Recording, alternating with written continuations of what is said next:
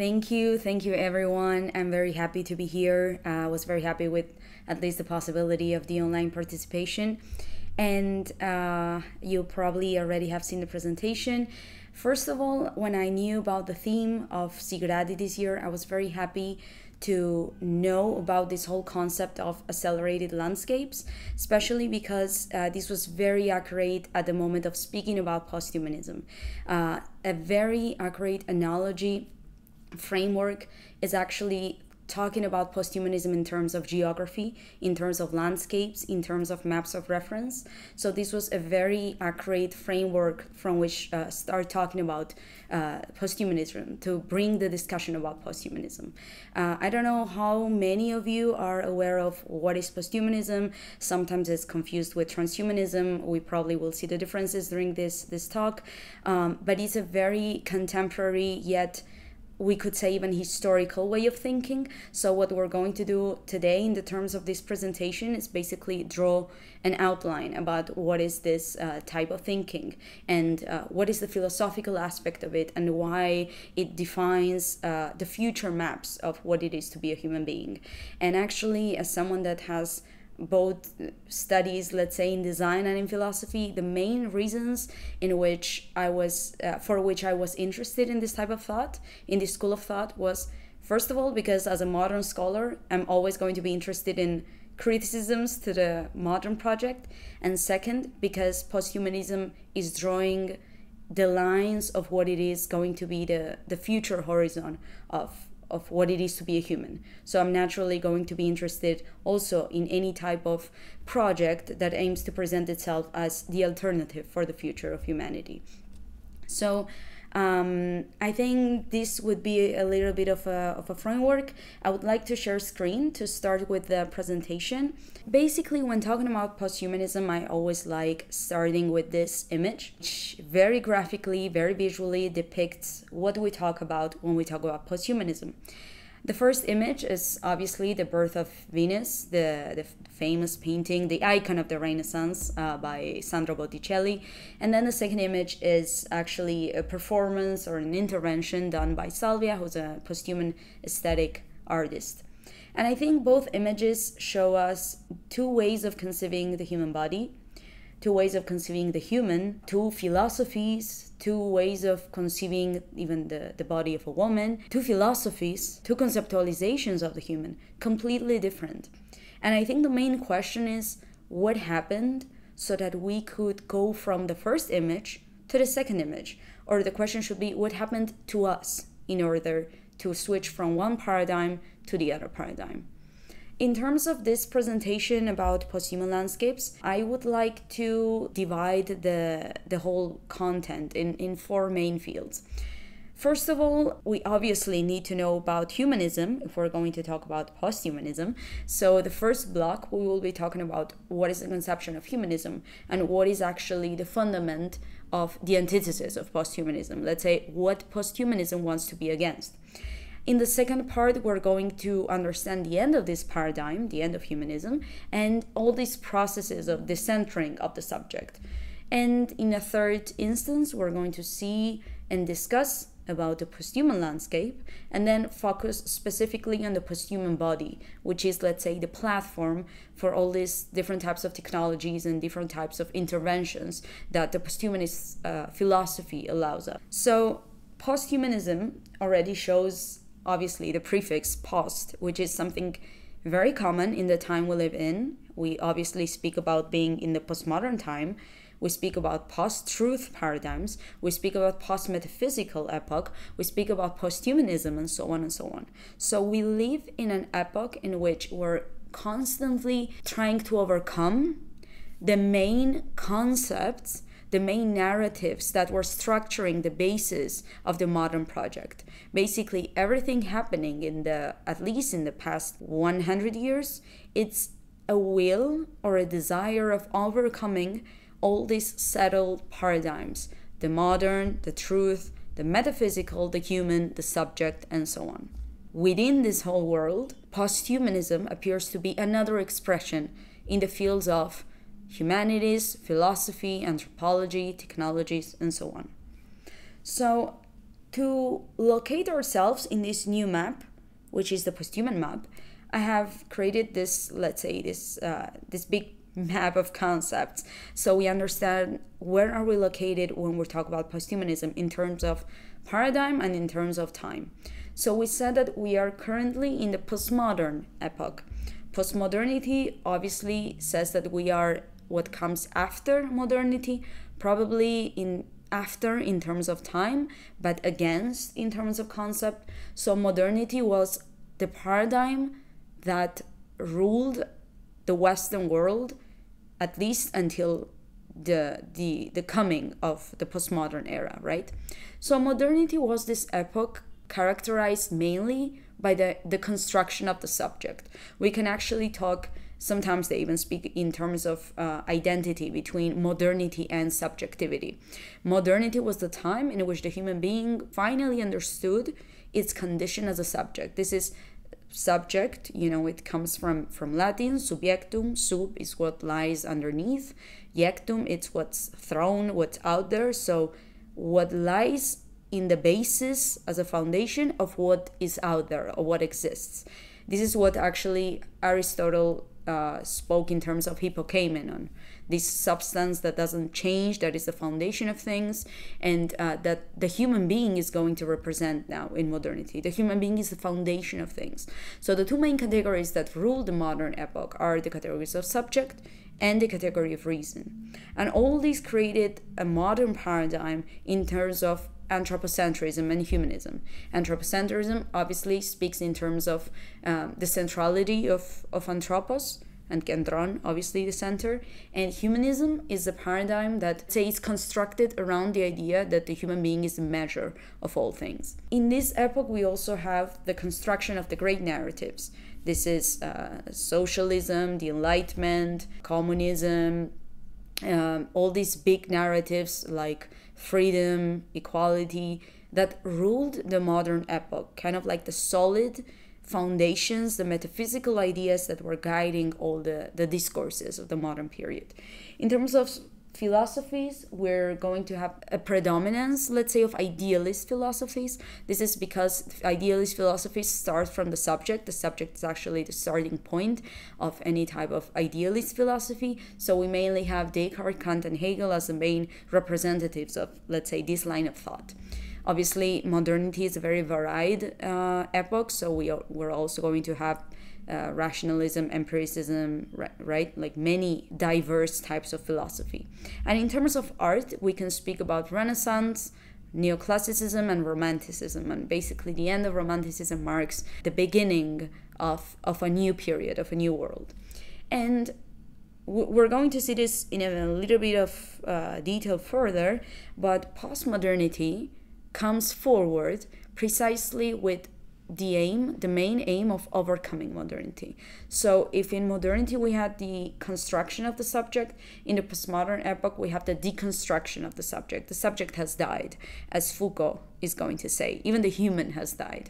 We obviously start seeing the foundations of the deconstruction of the categories of the subject and reason. There's going to be a rise of anti-humanist philosophies. Anti-humanism is actually later going to be understood as post-structuralism. And obviously, along with the critique to the ideas of subject and reason, we're going to have the deconstruction of those big paradigms, big narratives, or philosophical and metaphysical ideas that were ruling the modern epoch. And in terms of philosophy, what Ricoeur called the masters of suspicion, Marx, Nietzsche, and Freud, everyone from their own field, basically putting in doubt this centrality of the subject that had mainly characterized modernity. And in terms of art, we're going to start seeing avant-garde art, the avant-garde branches of art, postmodern art, and the impossibility of talking about one single type of art, because art is already diversified at this point. There's not only one narrative or one discourse that the art expression is going to be under. And so posthumanism, in all this context, basically arises as a name of dissolution of the subject. obviously continuing not only the criticism of subject and of reason that postmodernity had started, but also as a criticism to the category of the human. We're going to see this in further detail as we go through the presentation, but this is for you to have an idea of where are we located historically. Obviously, posthumanism is going to seek for the overcoming of humanism, the overcoming of the great narratives, and is going to radicalize all these ideas by anti-humanism that has started, let's say, in the middle of the 20th century. And the posthuman ideas are also going to function along many other movements of the time, which are the movements of the other, the movements of minorities, the sexual minorities, post-colonial movements, ecologist movements. All these are going to be complementary to the posthuman thought because all of them are going to seek for one common thing, which is the overcoming of the subject, which is the human being basically as the epistemological foundation of things. And in terms of aesthetics, and by the way, all these movement in the humanities is obviously going to be complemented and fueled by the new inventions of technology. We're going to see the influence of the cybernetic revolution, the information revolution, how these new ways of thinking the world and the human are also going to be very helpful for posthumanists to develop their philosophy. And in terms of aesthetics, we're going to have what is called posthuman aesthetics, which are different types of, let's say, interventions or ways of conceiving the human body or aesthetics in general. So we said that we're going to start with what is humanism. We couldn't be talking about posthumanism and the posthuman landscape. We couldn't talk about the world that posthumanists are thinking about as the future of humanity. If we didn't know what is humanism, what are they trying to overcome with their own philosophy? So we said that the main core of modernity is the idea of the subject. The idea of a subject is a specific way of understanding the individuum that started in modernity. It's a construction of modernity.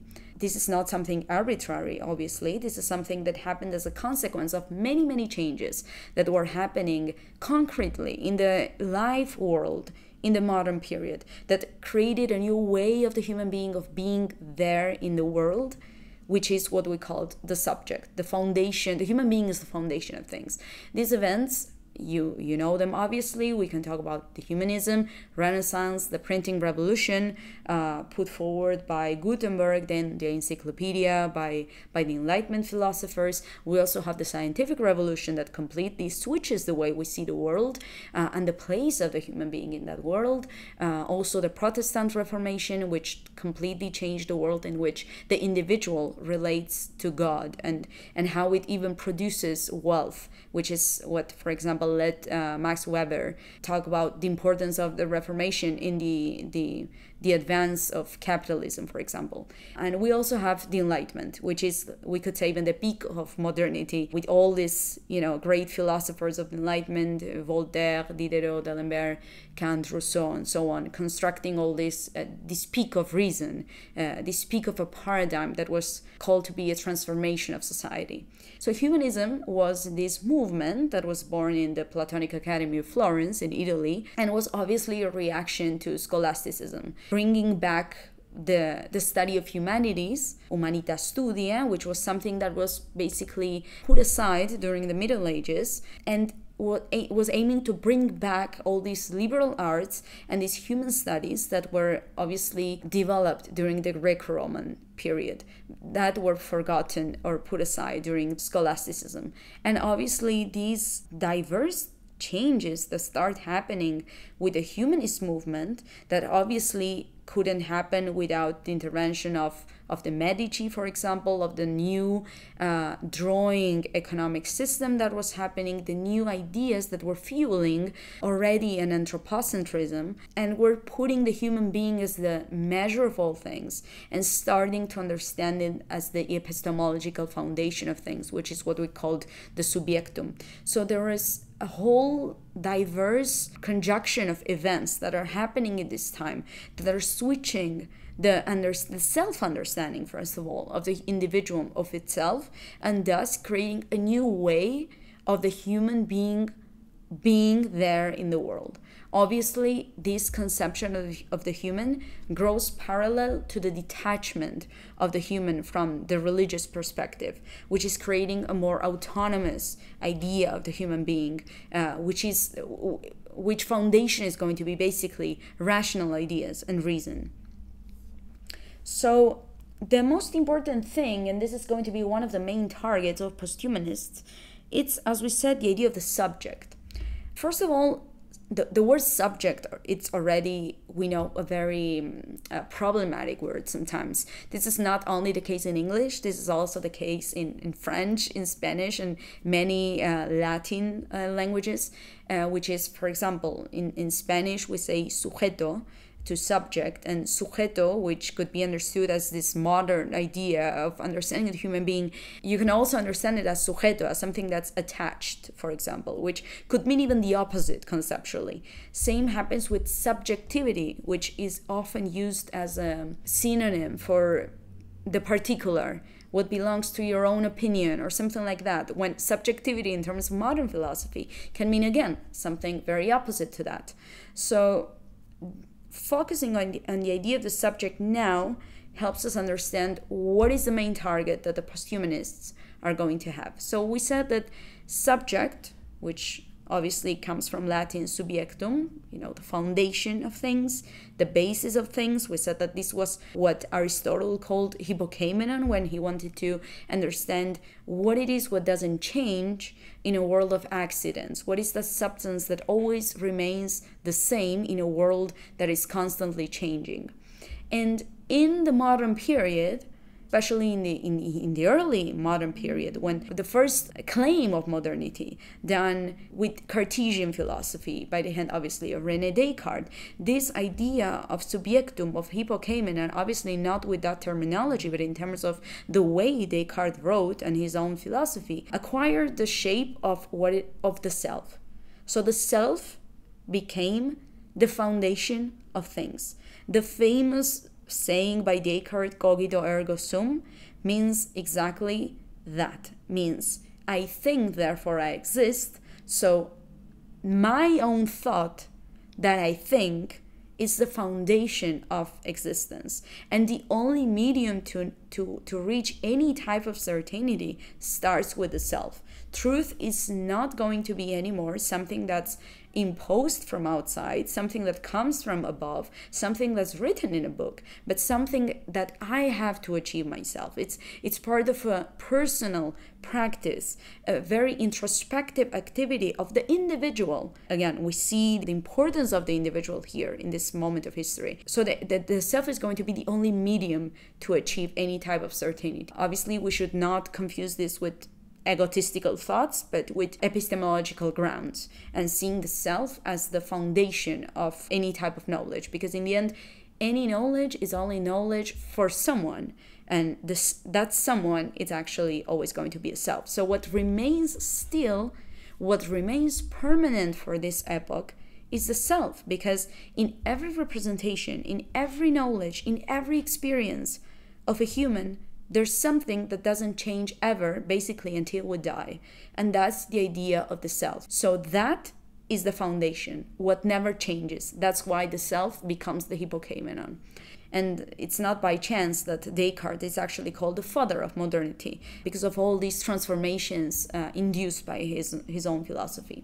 And this opens a whole epoch of philosophies of subjectivity. This is actually later going to be called and criticized, obviously, by postmodern philosophers, and not only, but by calling it metaphysics of the subject, because it creates a whole epoch in which everything is justified in an idea of a subject, and that idea is a metaphysical construct. We're speaking about a time in which all philosophies are going to be grounded in the idea of subjectivity as the beginning of any type of reflective activity.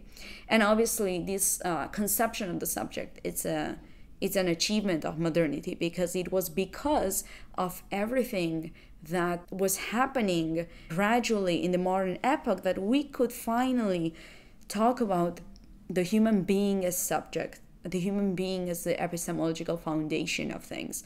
Obviously, an epoch that is going to be very optimistic towards the human. It's the same epoch in which we talk about, for example, in Enlightenment, about the idea of progress, about the idea of all these human experiences and history growing teleologically towards the betterment of humanity. So basically, all the spirit of the Enlightenment is actually going to be characterized by this optimism towards the human, and thus optimism towards the future of the human being, because of the belief of the power of its capacities. The Vitruvian Man, it's called by many actually to be kind of like the visual representation of this idea of the human as the measure of all things, the human as the center of this new world. Obviously, this creation by Leonardo da Vinci, inspired in all the mathematical writings and theories of Vitruvio, precisely depict this body that has understood even the mathematics behind it.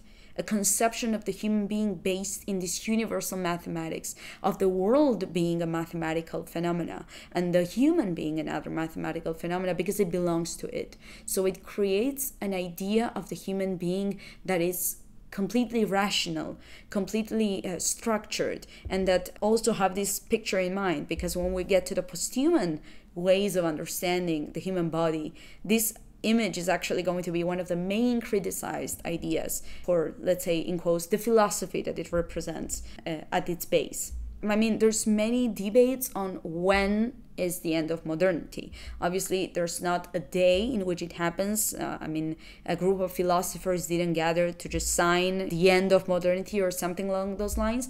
But we can, generally speaking, start seeing when we notice the first crisis of the modern project. Hegel already, in the Romantic period, was already noticing the diverse crisis happening with modern thought, especially with this constant, let's say, division of the world between mind and world, human and not nature, res cogitans, res extensa. There's constantly like a division between the way of understanding the world, because there's obviously a very clear and defined and distinct way of understanding the human. So there's a very clear way of understanding what it is a human. There's something that's always going to appear as an other. So this is already seen by Hegel in the end of the Romantic period, kind of like the beginning of the problematization of modernity. And Hegel was already speaking about the end of the old world, the beginning of the Neue Zeit, which was the new time,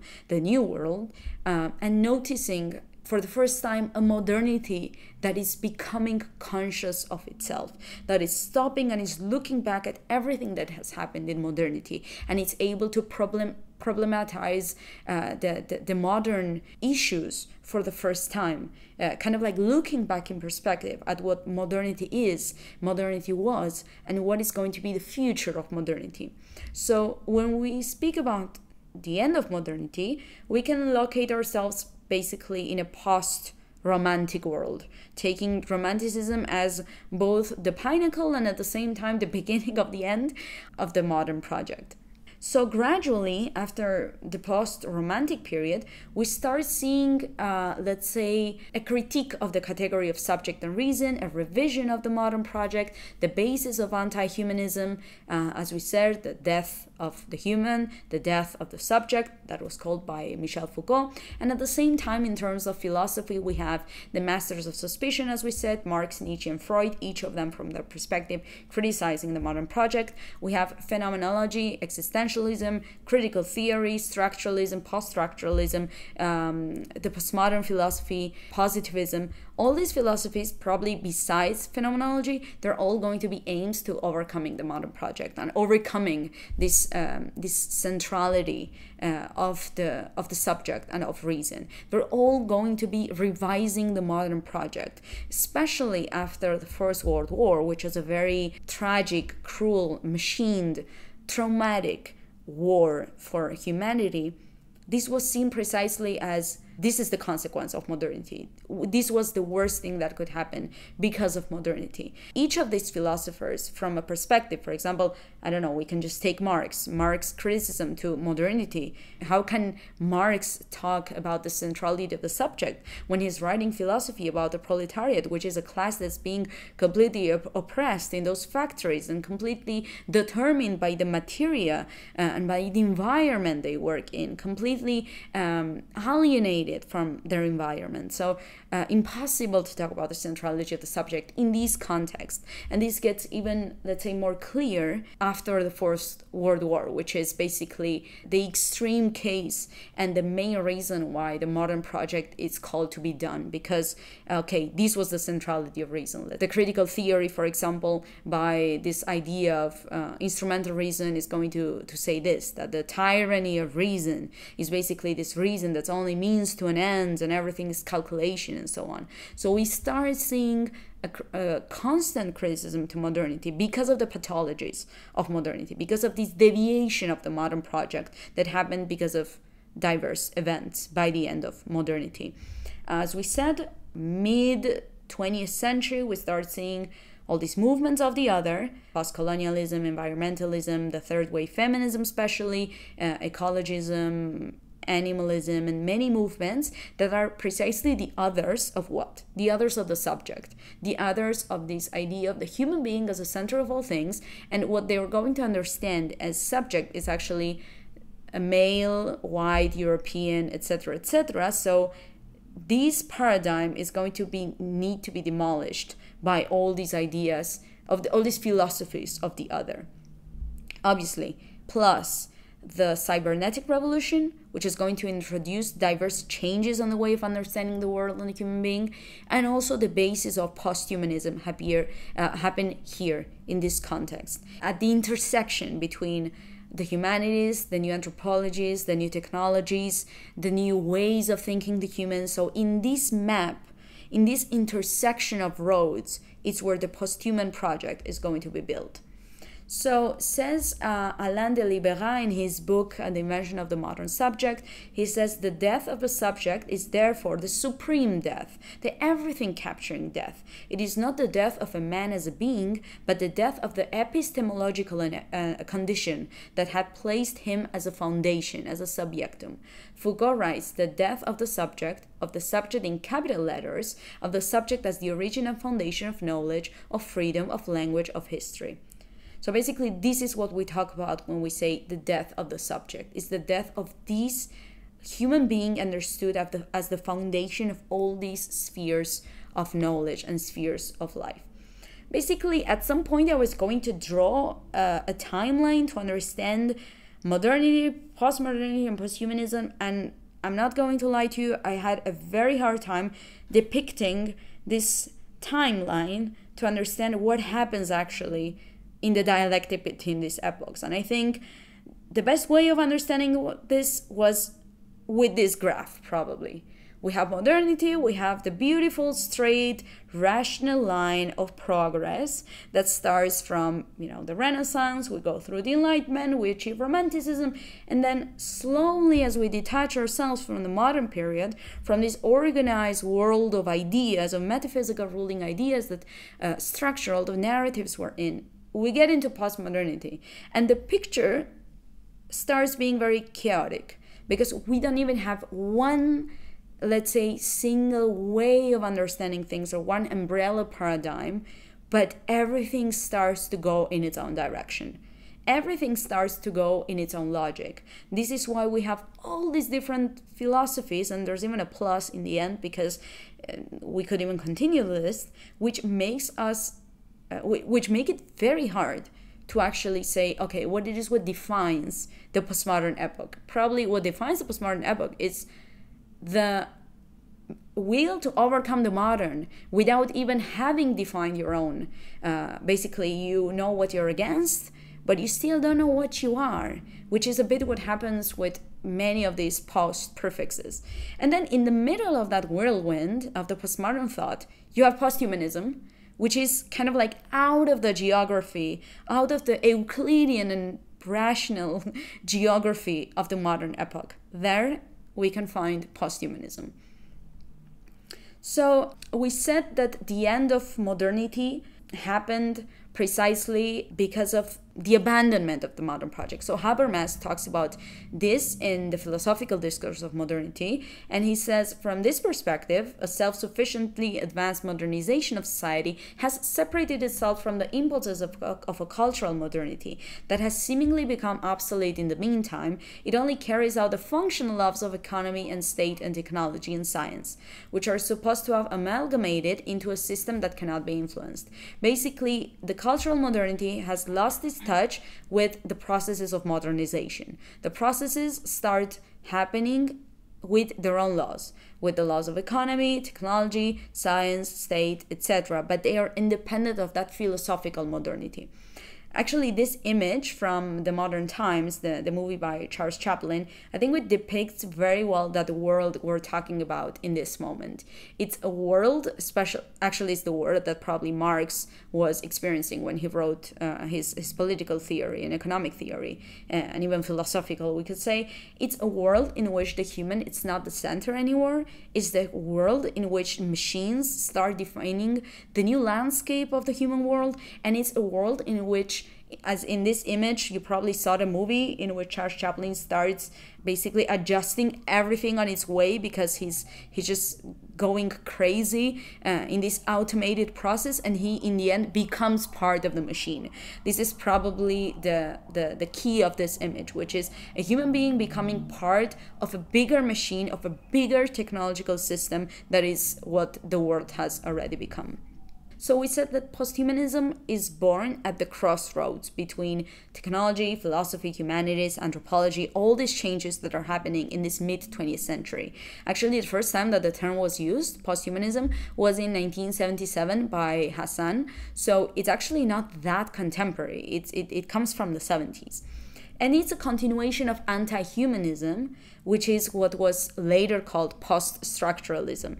You know, Deleuze, Foucault, and many other philosophers. And the main aim is overcoming the original humanism, that modern humanism, right? And all the metaphysics of subjectivity that arise from it. Basically, the philosophies and the idea of the human and the subject that start from Descartes and go until Hegel. It's basically the end of the human-centered world. It's the end of this paradigm. It's the end of anthropocentrism. It's the end of humanism. And this is why it's post-humanism. So the human being is going to be seen as a norm, as a domination, as a false universal, as a discriminator, as even human chauvinism, as an invention of the 18th century. There's going to be a generalized criticism to the idea of the subject and obviously the idea of the human as well. This type of thinking, it's obviously going to be very functional to environmentalism, feminism, post-colonialism, as we said, because all these philosophies have one main object as well, which is overcoming that idea of the human being as the center of all things. And they are going to bring with them also new ways of understanding the subject and obviously understanding the human body. We have different philosophers, all of them alive, contemporaries: Donna Haraway, Catherine Hills, Rosi Braidotti, Robert Pepperell. They are all going to write philosophies that tell us more about this new way of understanding subjectivity, this new way of understanding philosophy, in general, just the posthuman idea. So Braidotti says in her book, The Posthuman, she says, not all of us can say with any degree of certainty that we have always been human, or that we're only that. Not if by human we mean that creature familiar to us from the Enlightenment and its legacy. So here we have basically a bit of a synthesis of everything we've been saying. The human being starts being seen as an invention, starts being seen as a construction, starts being seen specifically as an invention of the 18th century. So if before with the postmodern philosophies we had, you know, these criticisms to the idea of reason and criticism to the idea of subject, with posthumanism we start even criticizing the idea of the human. The idea of the human is going to be seen, as we said, as a false universal. Braidotti also says in one of her interviews she gave a few years ago, she says, being human today is a concept under discussion. In fact, I'm not even sure if there's consensus when it comes to defining what it means to be human. The human concept has never been a neutral or inclusive concept. Today, more than ever, the notion of human being is evolving. We are in a moment of criticism of anthropocentrism, of the idea of central species that controls others. And continues Braidotti in her book, she says, the human is a normative convention which does not make an inherently negative, just highly regulatory and hence instrumental to practices of inclusion and discrimination. The human norm stands for normality, normalcy, and normativity. The human is a historical construct that became a social convention about human nature. And to sum up, Robert Pepperell saying basically that the posthumanism or the posthuman condition is the end of a universe centered on man, or to put it in less phallocentrically, a universe centered on the human. In other words, it is about the end of humanism, of that long-held belief in the infallibility of the human power and the arrogant belief in its superiority and uniqueness. I guess at this point it's already clear with what we mean by posthumanism. We also said that this posthuman landscape kind of starts giving us the idea that the posthuman landscape is a landscape without humans, because the main target to put down is going to be the idea of the human, seen, as we said, as a social construct, as a false universal, as an invention of the 18th century, and so on and so on. So, why is posthumanism an important philosophy to understand our current period? We said before that it was because it's also related to many contemporary philosophies that have a very, let's say, ruling position in contemporary philosophy fields of humanity and academia and in general the philosophical tendencies. First of all, posthumanism is functional to environmentalism. Why? Because it proposes, for example, Zoe egalitarianism. Zoe is the idea of life beyond human. So humans are not the main important thing, or we should say humans are not anymore the important thing on the earth, and life exists also beyond the human. So we should create, let's say, a new ethic, a new vitalist, materialist ethic, as Braidotti says, to put kind of like all species under protection of this new type of ethics, where no species is more important than the other. This creates an idea of having a transpersonal identity and a human identity that includes non-human elements. This is creating a hybrid identity, an identity that conjugates the machine with the organic, the artificial with the natural, and so on and so on. And obviously, it's very functional to all the development of animal ethics, which aim to give more rights to what is the animal field.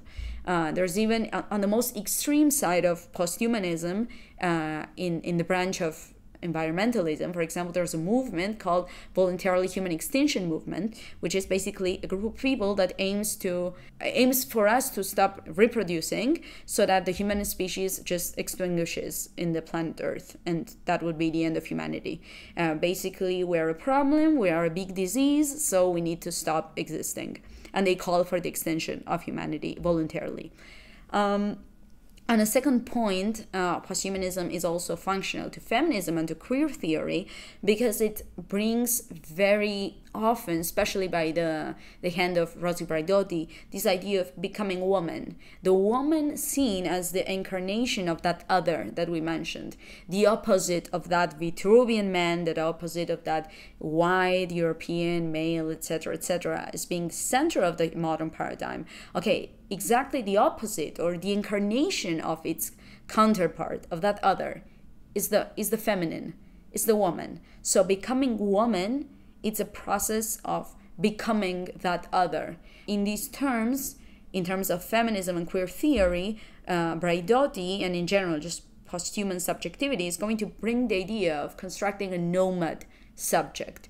What is a nomad? It's someone that's all the time moving and migrating to other territories, to other landscapes. So posthuman subjectivity is going to be a nomad subjectivity. You can never be nomad, says Braidotti. You're always being it, because you're always constantly moving and moving. So this idea of becoming, it's very it goes along with this idea of a subject that's all the time being, and there's nothing fixed because it's all the time becoming.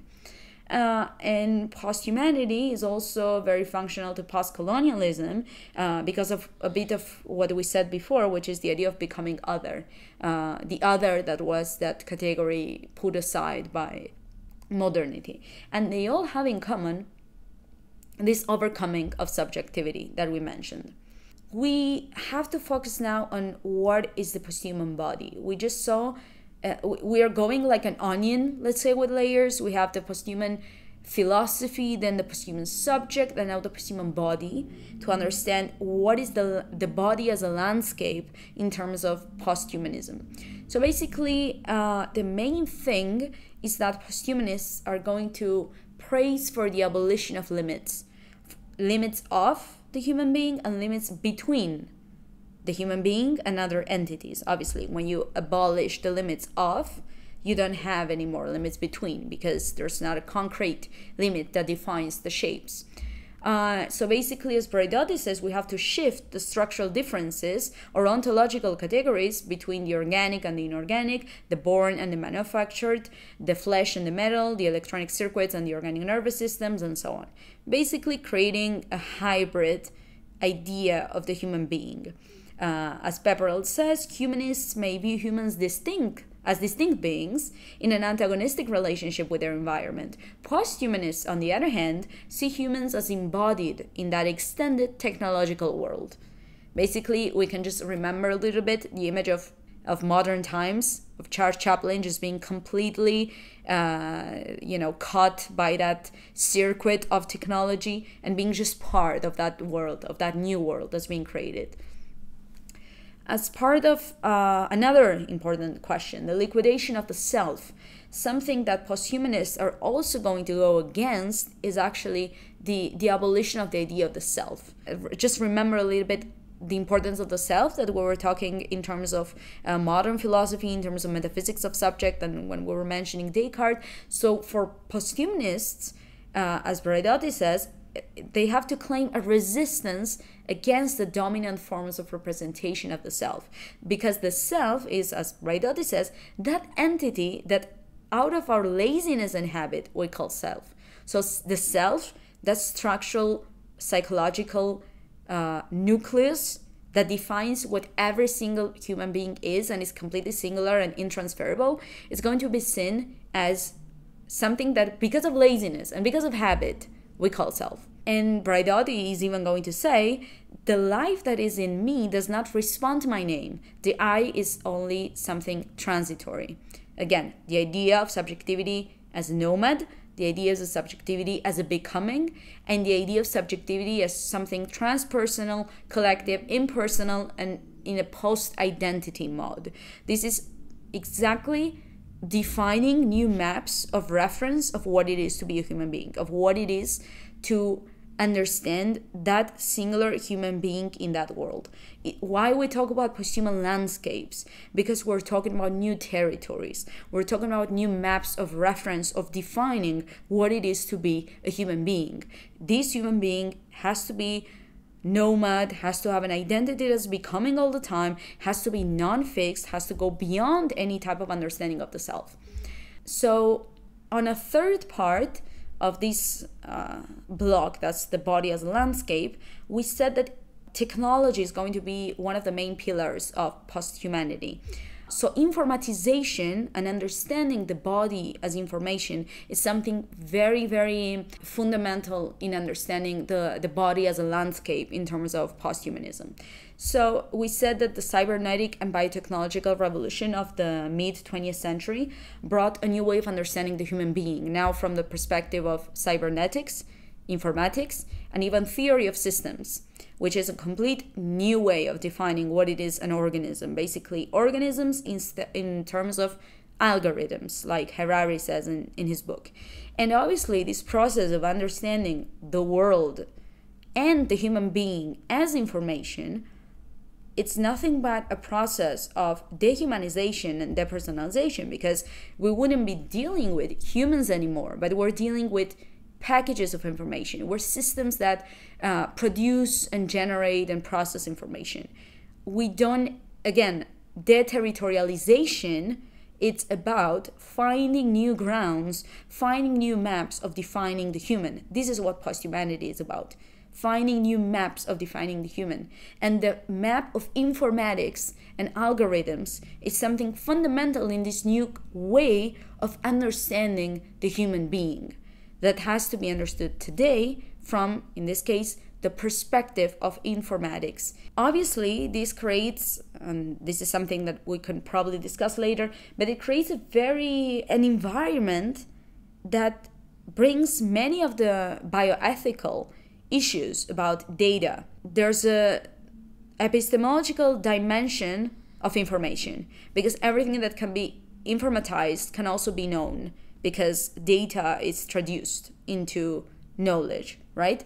So in a world where big data, it's all over the place, in a world that has become a massive processor of information, I think in this context, big data comes as basically the manifestation and that expression of a world that's mainly understood in terms of information. Everything can be quantified, everything can be informatized, everything can be computerized. So all that can also be known. And this creates that environment that Shoshana Zuboff defined as surveillance capitalism, a new way of capitalism that makes its capital information. Information becomes the main capital of production of this new way of advanced capitalism. You can basically have an economy around information. So this is a new way of transforming data into also a source, basically, of income in the end, right?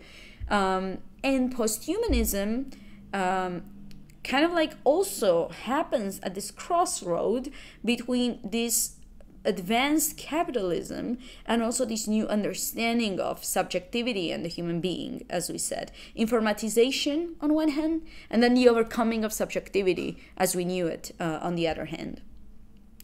So to understand some definitions by some of the theorists about what is the posthuman subject and what is the posthuman body, Catherine Hales says, the posthuman subject is an amalgam, a collection of heterogeneous components, an informational material entity whose boundaries undergo continuous construction and reconstruction. Braidotti, on the other hand, the posthuman body, it is a multiple information storage system. It is not distinguished from artificial agents or other entities, since it is nothing more than a techno-biophysical social composition. Transsexuality becomes a dominant posthuman topos. The posthuman, says Haraway in the last paragraph, it is not a singular defined individual, but rather one who can become or embody different identities. So in these three definitions by three different theorists of posthuman thought, we see all this common thread that goes within all of them. It's basically overcoming the established ways and maps of reference of understanding the human being. Even take a look at the vocabulary used. For example, Braidotti in the second one, she says that the human body, it's a techno-biophysical social composition. That could be the definition, I don't know, of a machine, you know, or something along those lines, but definitely doesn't sound even like a definition of what it is to be a human being. And when we talk about informatization, we said before, as a way of dehumanizing the human, this is what we're talking about, because we start seeing the human not in terms of humanism, not in terms of what it is to be a human, but in terms of these new ways of understanding the human, which is, for example, informatization, understanding the human being as a processor and producer of information, like could be a machine, could be a plant, could be a robot, or anything else. Nothing different, because the human being does not deserve that singularity in terms of posthumanism, as we said. In terms of understanding the human being as information, there's also a rise of different types of movements that kind of like expand this way of thinking. This movement is called the quantified self. Maybe you heard about it. It was also even in the cover of The Economist, and it's basically a group of people that claims let's say the right and push forward this thesis of understanding yourself from the information, know you better because of the data you produce, self-knowledge through numbers, basically. And there's obviously a bunch of technologies that start being created in terms of these new philosophies. For example, the Nike Fuel Band, the Withings sleep tracking pad, which are technologies that kind of like track your functioning, your metabolism, your heartbeats, your breathing and everything, and just gather all this information and, in quotes, let you know about yourself through that data. And obviously the main question, probably as a little note, it's like, okay, this information is going to be available not only for you, but also by those who own these technologies. We also have the Google Glass, and then Neuralink, which is this new introduction by Elon Musk, this mini chip that it's put on the brain, and it's, in quotes, made to overcome certain disease. At least in this point, we still don't know the consequences, the next steps that this could be taken to, but this is basically ideas of integration of technology into the human body. So take a look at this diagram that's called Prima Posthuman, done by Natasha Vita-More. She's actually one of the main transhumanist theorists. And basically, if you take a look at how the human body is depicted, everything that we know as organs, skin, everything, it's just defined in terms of, we could again say the same that we were saying before, in terms of machines, in terms of information systems. It says internal layer, smart skin, external layer. Everything is defined. Again, the importance of the vocabulary used makes it seem something very personal, human, because it's defined always in terms of systems and informations and matters that are extra human and that go beyond the human.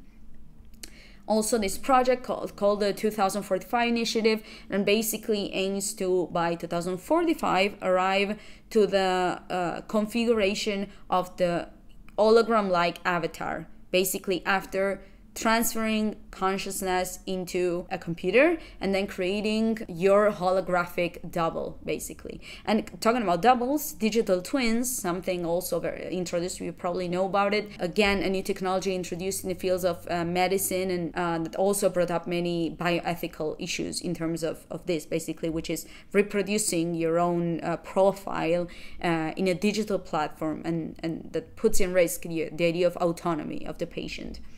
The reason why we talk about posthumanism as a new geography and the landscape of this new posthuman body, as the new ways of understanding the human being that await us in this new posthuman context, actually made me think about posthumanism as a radical exile.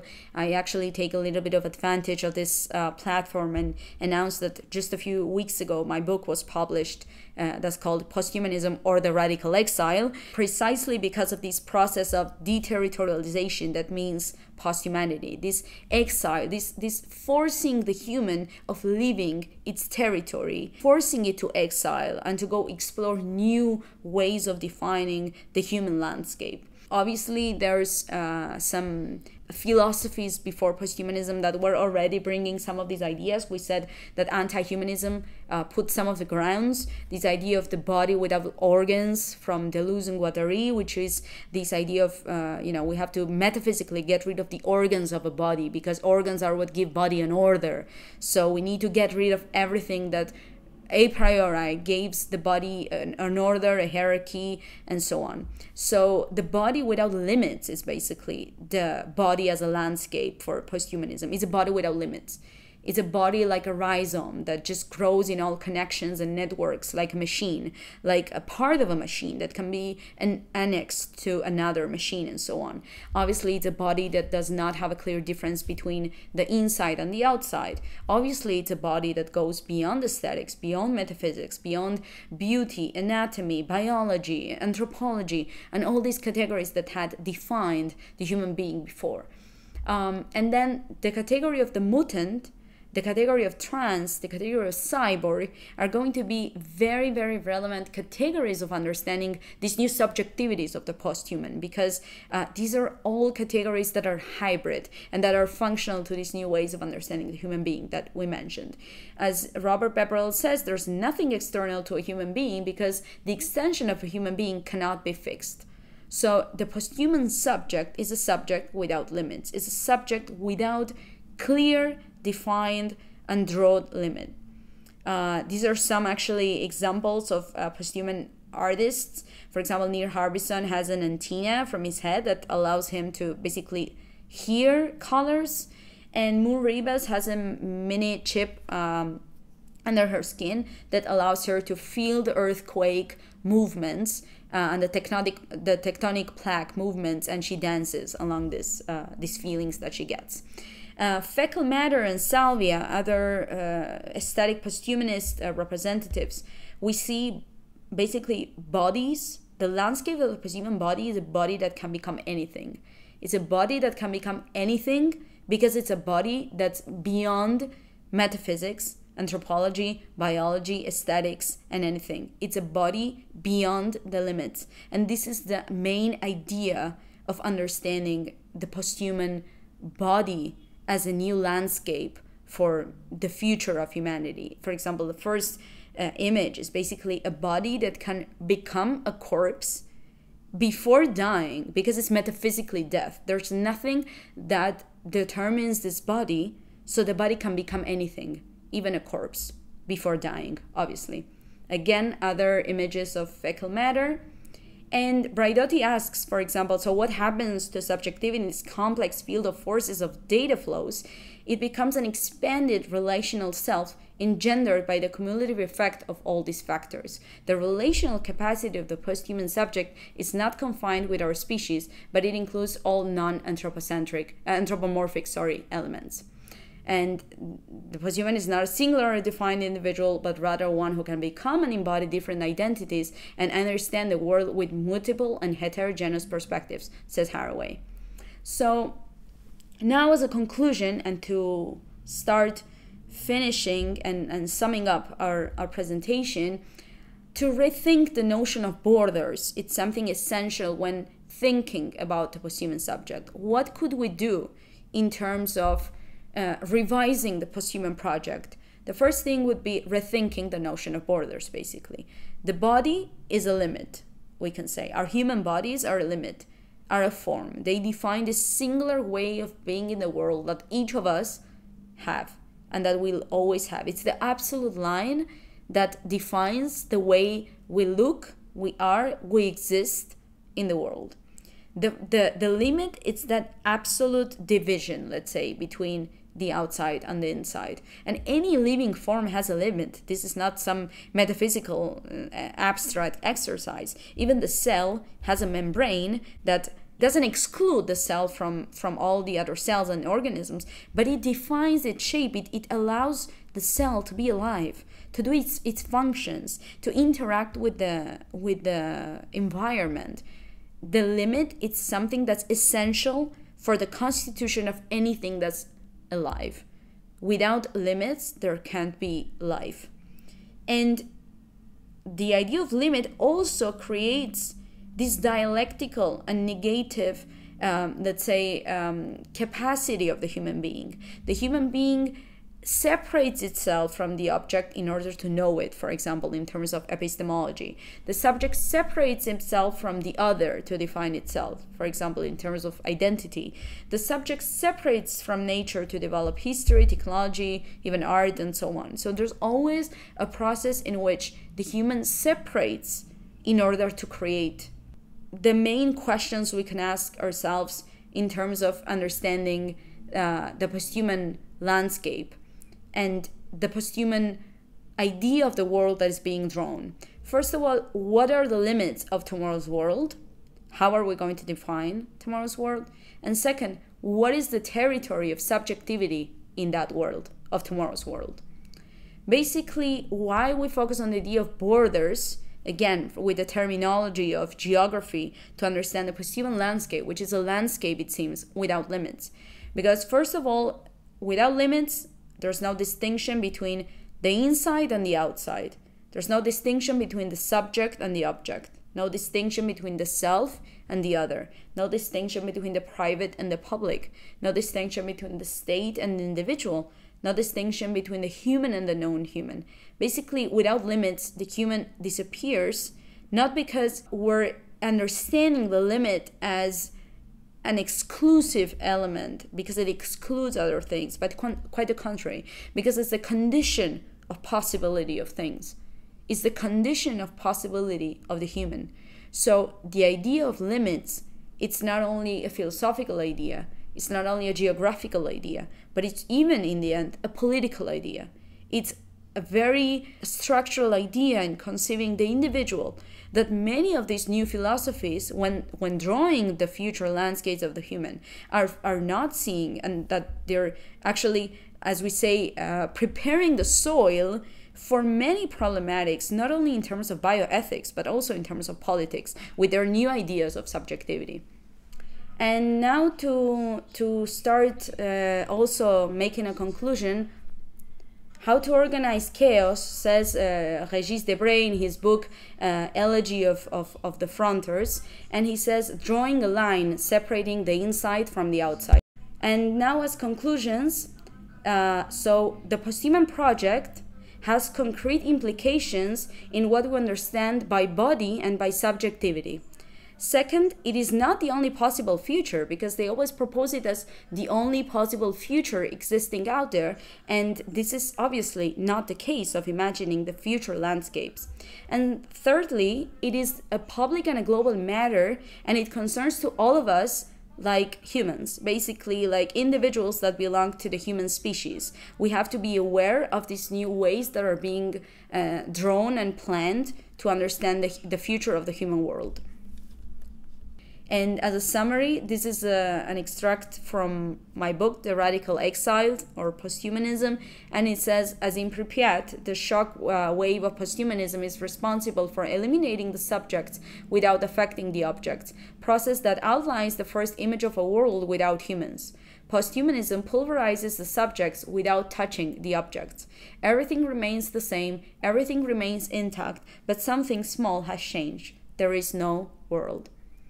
By world, here we mean the world for the human, the world as a representation for the human world. So posthumanism is in this way obviously a direct aim, a clear aim of overcoming this idea that we had of the human, this idea that we had of the individual as a subject that is really worth revising and worth going through for these new landscapes of the future.